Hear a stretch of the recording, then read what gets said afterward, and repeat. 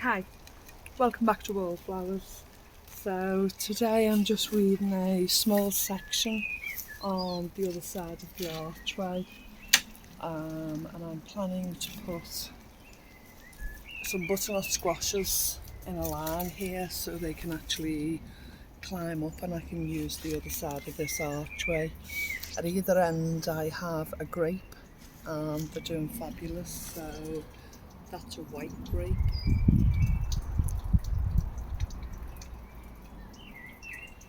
That's a white grape Mr. Wallflowers has just shown you, and completely over the other side of the archway I have a black grape in this corner, and of course you saw where I planted the peas, so the other side outside of the archway is completely utilised, and now I'm going to use this space to grow up some butternut squashes. They're looking a little bit limp at this stage and they're raring to be planted out.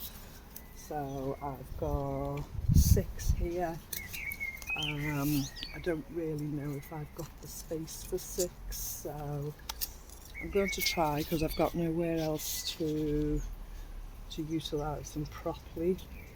So I'm going to put the 6 in here and try and use this space as best I can.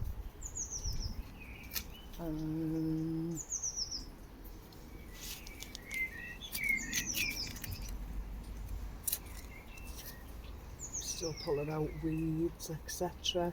Now this lawn I'm sitting on, I can't actually mow it back yet or completely trim it because I'm using the dandelions daily that's coming from this small space. And I don't want to cut it back too soon because I like to just come out in the garden and pick my own dandelions and go back and make the honey. So I'm building up my honey collection each day. If I just get 1 or 2 jars, I'm okay with that. If I get more, it's a bonus. And I'm just slowly but surely each day working through adding jars of honey to the collection for the 12-month supply. So some bits look messy on purpose. Some bits I just haven't got round to.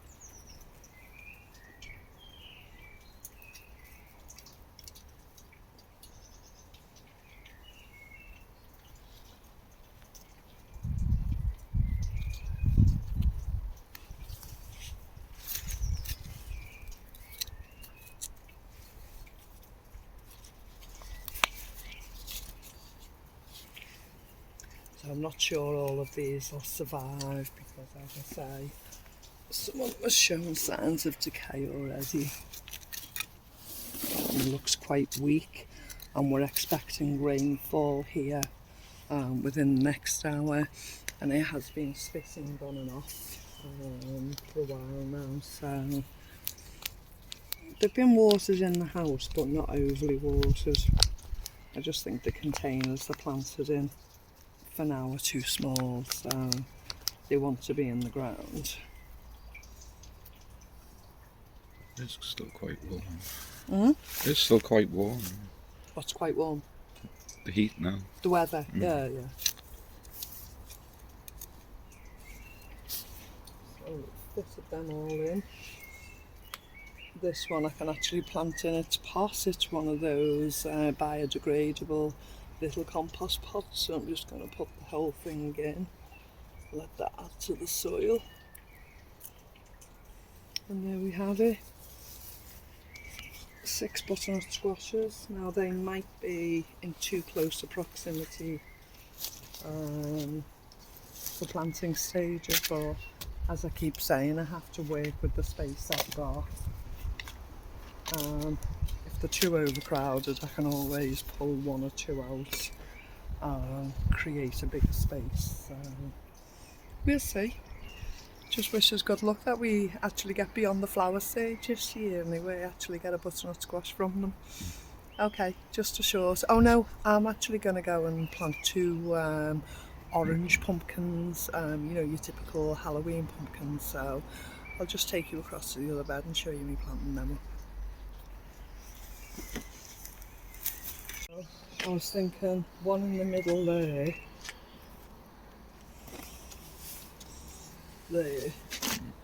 and one here.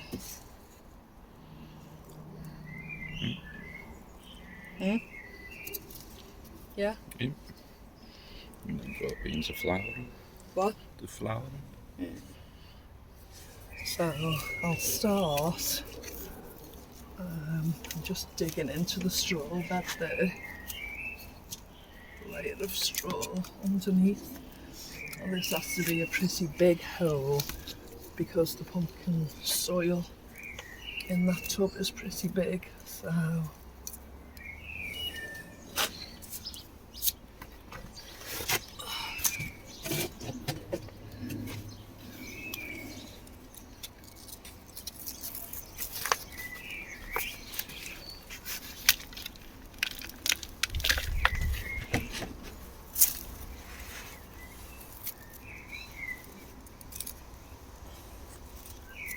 as you know, this is the broad bean bed. The pumpkins can sprawl between the broad beans. And they can even sprawl over to the other bed. So I think I'm actually going to put the other one there. If I can get in to make a hole.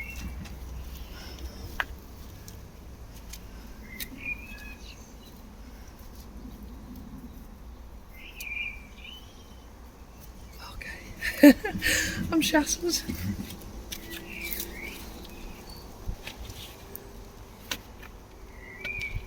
roots on them, Yeah, looking nice.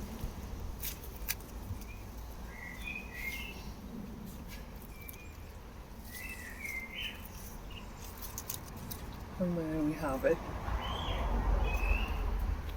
Pumpkins in with the broad beans and the butternut squashes are planted up. Step by step. How do you eat an elephant? One bite at a time, and that's what we're doing. One bite at a time, just getting through it. Absolutely wonderful. So they should be much happier now they're in the ground and they can find some space. And I can plan what's coming out next, what needs cleaning up next, and what space we can utilise. Thanks for joining us today, and we'll speak to you again soon. Bye bye.